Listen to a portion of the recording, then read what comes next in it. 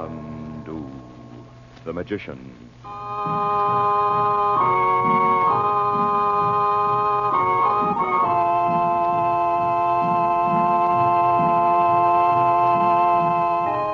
Good evening, ladies and gentlemen. For your listening pleasure, tonight and every weekday night, the makers of White King granulated soap bring you Chandu, the magician. But before we continue our story of romance, intrigue, and high adventure, we'd like to have a word with you about your 3 times a day job of washing dishes. When you wash your dishes tonight, we hope you wash them in rich, thick, White King soap suds.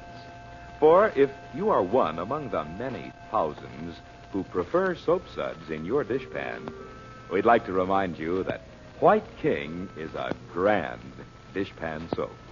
Those wonderful White King soap suds stand up rich and thick in water that is comfortable and kind to your hands. Yes, indeed, White King suds are so gentle, they are safe for pretty hands. For washing clothes or dishes, you'll say, I love White King, because nothing washes like soap, and there is no soap like White King. And listen, when you buy White King at your grocer's, be sure to save those box tops, won't you?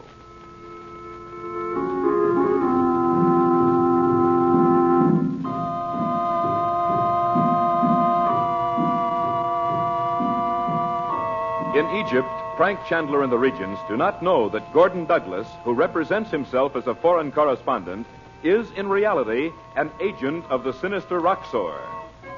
But Chandler has an ominous premonition of disaster even before he receives a disturbing letter from Princess Naji, the first since her unexplained departure from Cairo. Feeling that the key to the riddle is to be found in Roxor's rooms, Chandler decides to search them once more.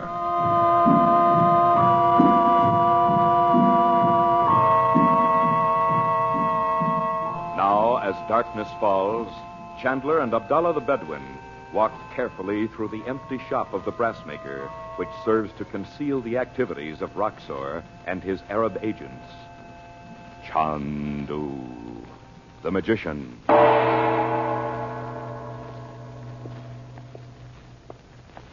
Careful of those sleeves of yours, Abdallah. You know what happened the last time we were here. I was, Chandu, I know. When I knocked the brass bowls to the floor, I thought all Cairo would hear. But there is no need to be quiet now, Chandu. Roxor is not here. You said that before. How do you know? I have had a message from him.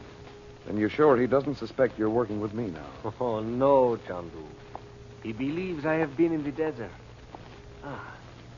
It is the door. Just a minute until I turn on the flashlight. All right. There's no sign of anyone. I will light candles. Make sure they can't be seen from outside. As you say. But the curtains are never drawn from the window. Roxor does not permit it. Good. Where will you begin the search? Over here, in Roxor's own room. It's stuffy as if it hadn't been open for a year. I'll have a look in the other room this time, too, just to make sure nobody's hiding there. All right, Abdallah. We can go to work. I watch, Chandu. But you didn't say what Roxor's message was. I am to meet him here in 2 days. Oh? Look here, does he keep this place the year round? It is so. Well, why isn't it locked up when he's away? No man asks questions of Roxor. It was unlocked when he came here before. That pickpocket fellow probably did that. This time... I do not think of such things, Chandu. In the desert, a man protects his own with his knife. Well, let's see what we can find. Looks as if nobody'd been here, but... Abdallah. Huh? Was that brass bowl on the table the other night? I brought you a bowl filled with water, Chandu. You remember you wished to read the small papers with writing only your eyes could see. It's invisible ink. But that's not the same bowl. Look at it. Yamiela. Can't you see the difference? This one's deeper, and... By George, I'm right. There's something in the bottom of it. It is more paper with secret writing. It's written in plain English. And very artistically torn, too, to look as if... Well. Look at it, Abdallah. You have forgotten I can only speak English, Chandu. I cannot read it. Oh, yes, I had forgotten. Well, you can see how it's been torn. So it includes all the key words. I sure? The first line's just need. Huh? I'm to know at once that line was, I need you or I need your help. Oh. And the next line's a masterpiece. And so's the third. Just the end's torn off. Come at once and meet me at. Chandu, Roxor must have stolen a letter sent to you. Not at all. He put it here for me to find. I cool. I said Roxor meant for me to find it.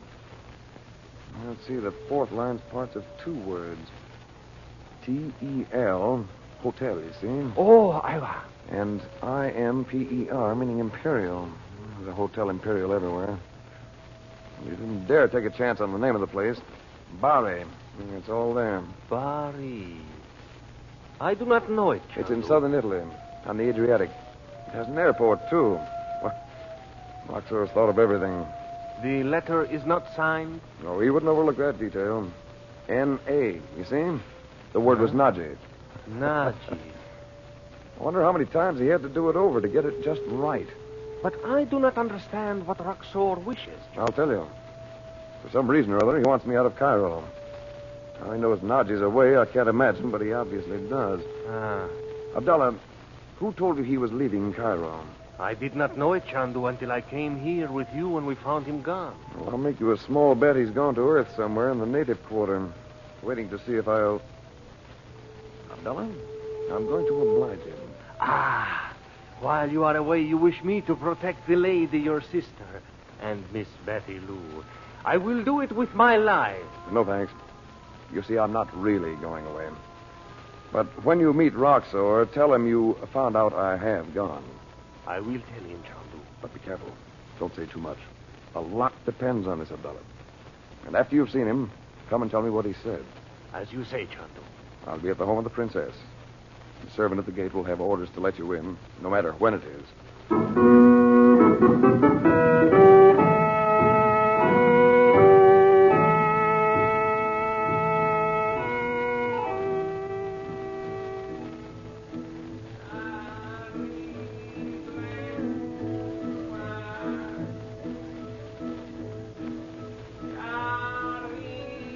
Where is everybody?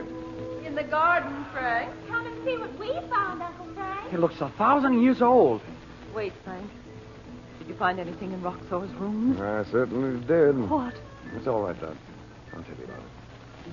Well, what have you two found? Well, come over to the wall. We'll show you. You have to pull the vines away a little. See? An old iron gate. You'd never know it was here at all, would you? Well, it's too dark to see them now, but the whole thing's carved with Egyptian pictures. I'll bet Naji doesn't know it's here herself. Maybe not. This place has been in her family for centuries, Bob. Well, how did you happen to find the gate? Oh, we were just prowling around. Look through here, Uncle Frank. You can see the whole street corner. If you can call it a street. It's only about 10 feet wide. Well, it's Let me almost... see. Or do you charge admission? I wouldn't be surprised. They've been out here all the time you've been gone. It's kind of like looking at something on a stage, isn't it? Especially now that the lamps are lit over there. Oh, see that pile of slippers by the door of the mosque? How do you suppose they know which is which when they come out? Don't ask me, Bob. Those two old men sitting on the ground by the door haven't moved all the time we've been watching them. Are they still there, Betty? Well, yes, they are, Mother. How could they read this afternoon with the sun beating down in their eyes the way it was? Yeah, those books must be something. Well, they're reading the Quran. The one on the right can't read very well.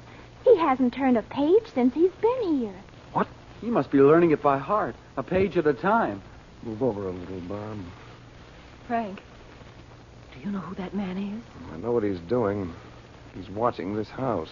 Well, he couldn't have seen us, Uncle Frank. I mean the front gate, Betty. It's only about 50 feet farther along the street. That mosque's an ideal place for spying on us. All he could have seen was you going out and coming back in. Unless he's been there for days. And even then, Well, that's just it, Doc. Now, listen. Narrow as the street is, he can't hear us talking unless we raise our voices. And that's just what we're going to do. Huh? Well, what do you want us to say? He's been stationed there to report to Roxor if I leave Cairo. Frank, Roxor couldn't know you're planning to go away as soon as you hear from London. London? Never mind that now, Bob.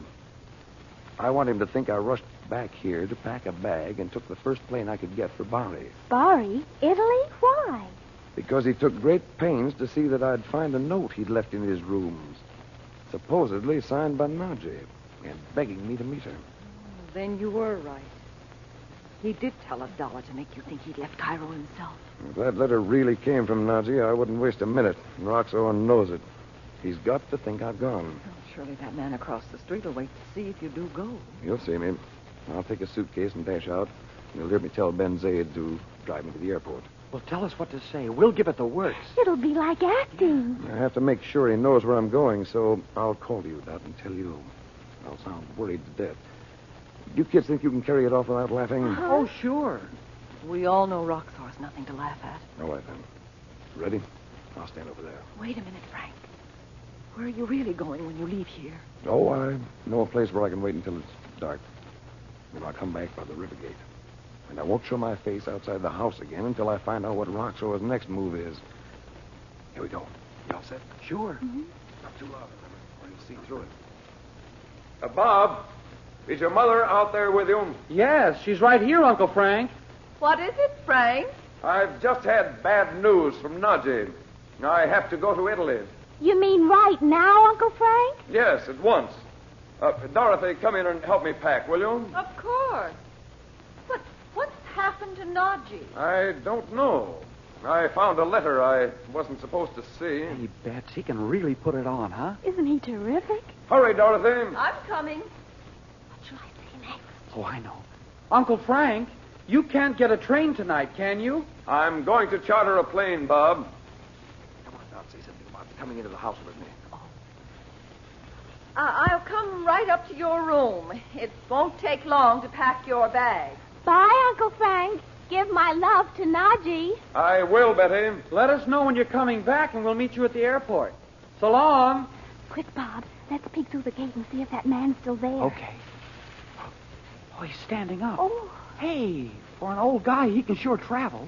He whipped around the corner like a lizard. he didn't even wait to see if Uncle Frank really left. Bob, you know what I wonder? No, what? What if that letter really was from Naji and Uncle Frank just sits here? What about that?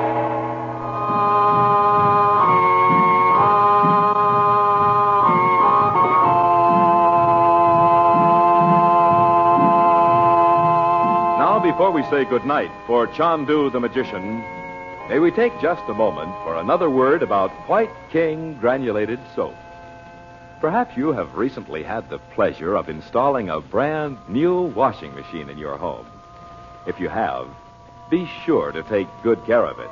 And remember that no washing machine can work any better than the soap you use. We hope that your soap is White King, the first soap ever invented for washing machine use. Always a good soap. Today, White King is better than ever. That's why we say there is no better soap for any washer, new or old. Today, White King's creamy suds wash your clothes cleaner than ever, faster than ever. Wash off surface dirt and wash out hidden dirt. So no matter what type or brand of washing machine you choose, may we remind you that nothing washes like soap. And there is no soap quite like White King. That's why we know you'll love White King.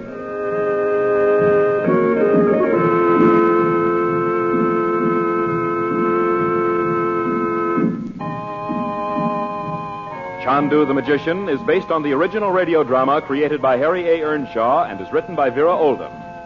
Betty and Bob are played by Joy Terry and Lee Millar. The makers of White King invite you to listen tomorrow at this time when the story resumes.